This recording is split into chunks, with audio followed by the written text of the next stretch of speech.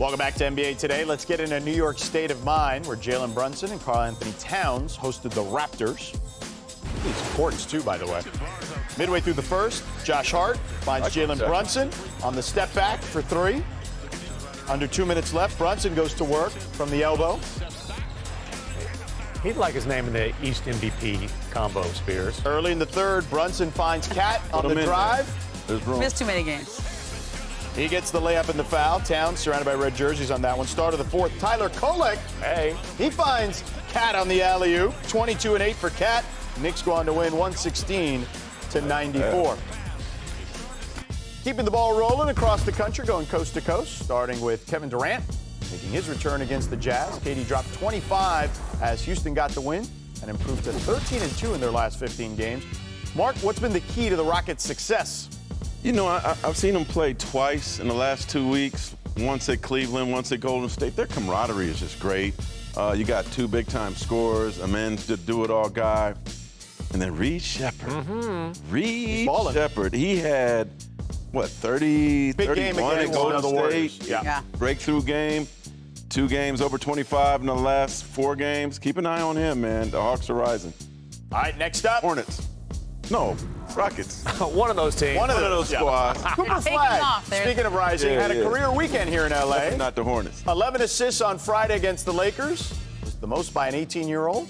And then Saturday, Flagg passed LeBron James to become the youngest to score 35 in a game. Tim, is Cooper starting to hit his stride? I mean, wait until this guy starts knocking down jump shots, which maybe that happens this season, maybe not. But look, the idea earlier this season that 18-year-old Cooper Flagg had been some sort of disappointment is ridiculous. The only guy who's put up numbers like this at 18 is a dude named LeBron James, who ended up having a pretty good career.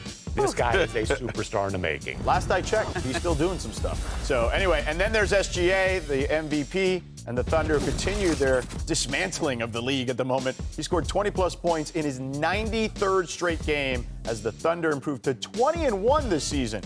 Ramona, they also got J-Dub back this weekend. Who's realistically beating this team? No one.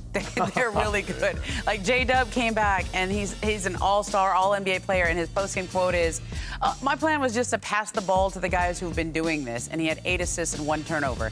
This man is an all-star and all-NBA at 21-5-5 last year, and he's coming back, and they're still already 20-1. Gosh. And finally, the Warriors will be without Steph Curry for around a week with a quad contusion. He took a charge against Amen Thompson. Curry left in the final minute of the 104-100 home loss to the Rockets, where Reed Shepherd had 30-plus points. That was last Wednesday night. Luckily, it seems to be the case that they've avoided serious injury here. Here's Steve Kerr on life without Curry. I think in some ways it's a good opportunity for us to kind of forge an identity. We were pretty good without Steph last year for the most part. We hung in there and scored well enough to win games. But this year, obviously, we're not playing as well offensively with him or without him, but especially without him. You know, we got to play fast. We've got to get stops. We've got to play off our defense. With Steph out, you're almost forced to give guys more opportunity, look at different combinations, be more aggressive, try more things. So we'll see how all that goes, but that's the plan.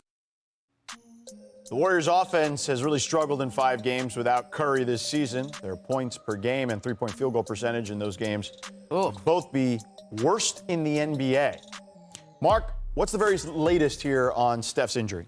Yeah, it's not good. He's going to get reevaluated on Thursday. He's not doing any on-the-court work. He's just getting rehab. Definitely not good, but hey, there is some good news. His brother is signed today. Seth, yes. Steph Curry, he signed. He's going to be in practice. And they need some three-point shooting. Seth can do that. He led the league in three-point shooting last year at about 45% clip. So it ain't just getting his brother signed. His brother can shoot the ball a little bit. I like that he's number 31. Is Steph number 30? Yeah, I like that. Festus Ezeli's mad. Oh. Okay. He's not getting retired. So, Ramona, who needs to step up in Curry's absence? The obvious answer is Jimmy Butler, but I think there's some question as to where he's at right now. He was sore after the game. We don't have an update on whether he's going to be available on Tuesday. So maybe that guy who had the long holdout and free agency drama this summer, Jonathan Kuminga, I mean, It's obviously very talented. I mean, I would say if Jimmy can't be the guy, then it should be Kuminga because he has the most offensive talent, and that's what they're paying him $24 million to do. Hey, Brandon Podjemski believes he's an all-star type of player. I've heard him say that. This is a pretty good opportunity for him to prove it. Yeah. I mean, listen, I like Pods too, and I think Pods probably does feel that way. Yeah. Any good player. He says it. Oh, you don't have to think. He'll tell you. Any good player is going to believe he's capable of doing that, but I think on this team you have to play a role, right? If you're when Steph's on the floor, which he's not, so Pods.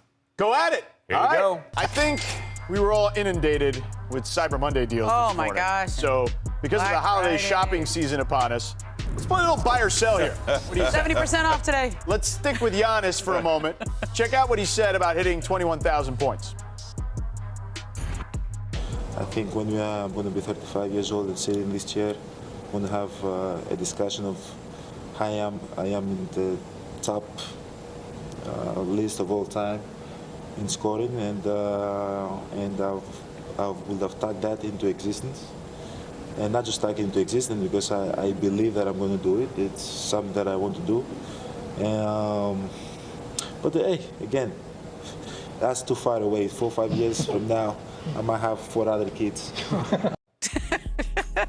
Well, Giannis's 5-year plan is pretty ambitious, let's say.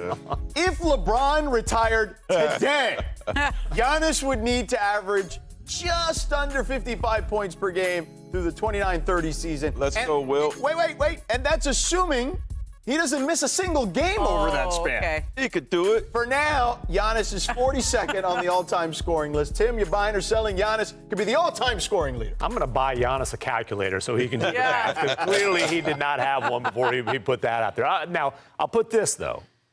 I will buy that he can become the all-time leading European scorer. Okay. Which that's a hell of an accomplishment, too. Right. Look at it. Dirk, 31,560, so he's got 10,000 and Dirk change gonna to call go. you. I do think that Giannis can catch Dirk. LeBron, come on now. I mean, how much longer does he want to play? Is he going to play 4 or 5 more years? Or is he going to play till he's 55, which is what he said at the beginning of that? Right. I believe that he thinks he can fly. I believe that he thinks he can do this. I believe that he thinks he can speak anything into existence. That's what I believe. Yeah. Not sure he can actually do it. And, I mean, woo, that's Wilt numbers, baby. That's ambitious, but hey, man, you got to believe in yourself. Yeah. All right, well, let's move on. We'll see if Giannis does it or not. We'll all be here to check it out, I'm sure. Anthony Edwards, though, has put up 30 or more in 5 straight games. He holds the Wolves' record for most 30-point games in just his 6th season, by the way. Mark, buy or sell, someday we'll call Ant the best player in franchise history. Anything is possible. Oh, I see what you did there. I'm gonna do. It's a risky buy, but I'm gonna buy the stock. But I'm gonna hold on to this Isn't stock that for risky? a long time. It's not that risky. He's pretty young. Listen. Yeah, but KG You just is the don't want him mad at all-time you. leader in points, blocks, steals, everything. Listen, man, KG's not going to talk about you on his podcast. Don't worry about it. Just say what you feel with your chest. No, I said I'm gonna buy the stock. Okay. You know what he's not the Well, it's all-time gonna take leader a in? long time. Conference Finals appearance for that franchise. That's right. Ant took him there But until he twice gets them to the already. finals, I mean, that sounds good. You got to get him to the finals. Did KG get him to the finals? Did he get MVP? Okay, well, that's KG got MVP. He's like 25. I said I'm buying the stock. Why y'all on me? Okay. I just said I'm gonna hold on to you're it for hedging. a while. You are hedging. You're hedging your bet a little. We need you to have a. I wouldn't want Kevin Garnett mad at KG me is either. nice. It's What are we okay. talking about? He is nice. He's one of the greatest players of all time. He's the greatest player. Retire his jersey, A-Rod. Oh, that's Well, they gonna should happen. definitely do That's that. gonna Now we're happen. all in agreement. Now that the I- ownership sure. changes Let's happen, move that'll on. happen. The Clippers lost to the Mavs on Saturday, Ooh. despite a combined 59 points from Kawhi Leonard and James Harden. The team finished the month of November with a 2-13 record, second worst in the NBA. Here's what the Stars had to say, starting with Kawhi back on Wednesday. Just got to get the right lineups on the court, I guess. Get some more talent, play with better talent, and see what happens. You say get more talent. Is that like internally, externally? I'm saying like playing better. It's a challenge of trying to integrate those different guys into how y'all want to play offensively right now. Challenging. In what ways? Everywhere. He didn't say a lot, but the eyes sure said something. Oh, the body language completely. All right, so 2 wins. That's not even his best eye roll ever. No, clearly but it's not. elite. Yeah, that was good, though. Still good. All right, 2 wins in the month here, Ramon. Only the Wizards were worse. So buying or selling, it's time to rebuild here for the Clippers. Look, I'm going to sell it, guys. Oh. Because why? How? You're going to who on their team is going to fetch a first-round pick? I think they have Zubac. several. That's about it. No, I think Zubac. Kawhi can get you a first. Now? That's going to change everything. Look, well, Got to start somewhere. Yeah. They've done a good job drafting. I don't think that's the problem. yeah, they just don't have a lot of draft assets. I mean, look, But they gotta get Look some. at their trade assets. In 2027, they get basically Oklahoma City's pick. They get the least favorable of their pick, Denver's pick, and that's going to be the Thunder's pick. Mm-hmm. They don't have their first-round pick this year. It goes to OKC or Washington.